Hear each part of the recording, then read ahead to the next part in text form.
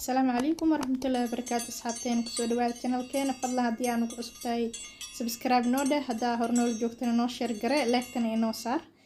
maanta waxaan ka hadli doonaa insha Allahu tacaala marku dhiban tahay caado wareer ma qabtaa caado xanuun ma qabtaa oo xilliga caadada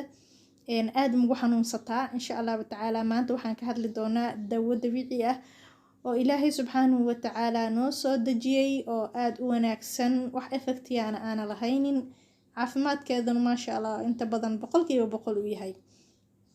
haddaba soo dhawaada gabdho inta ku xanuunsato Allah ka caafiyo inta kale tane oo ubad raadiskana Allah ubad siiyo maanta waxaan ka hadli doonaa waxyaabaha halkan inoo yaal waxaa kamid ah waa qorfe iyo sanjabiisha iyo qorfahaba waxa weeye fast hotoro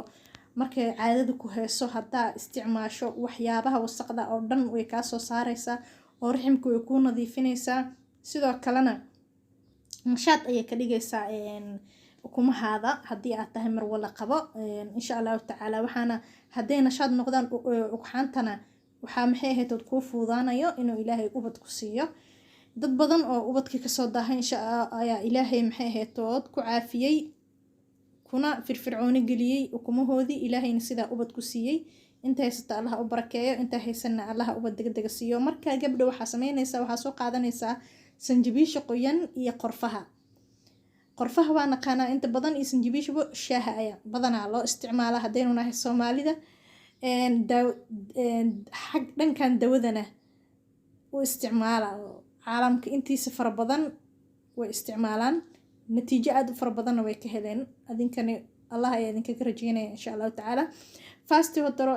haday aad tahay gabdhaha ku xanuunsada caadada waxa sameynaysaa waxa soo qaadanaysaa jalmada ama biyo ayaa soo karkarsanaysaa sanjabiisha haday qoyan tahay iyo haday tahay mid budo ah oo qalalan buu jirta laakiin waxa aad u wanaagsan mid qoyan waxa sameynaysaa waa soo jarjaraysaa jalmada ayaa biyo la saaraysaa sokor ku dirimaysid asigii qorfaha ayaa isku karinaysaa markay isku karsamaan meel ayaa dhiganaysaa markay qaboobaan koob ayaa ka cabaysaa subaxii galabtigina koob waana ku daawo oo caadadii wixii wasaqdi gudaha kaaga jiro dhan way kaaga soo nadiifinaysaa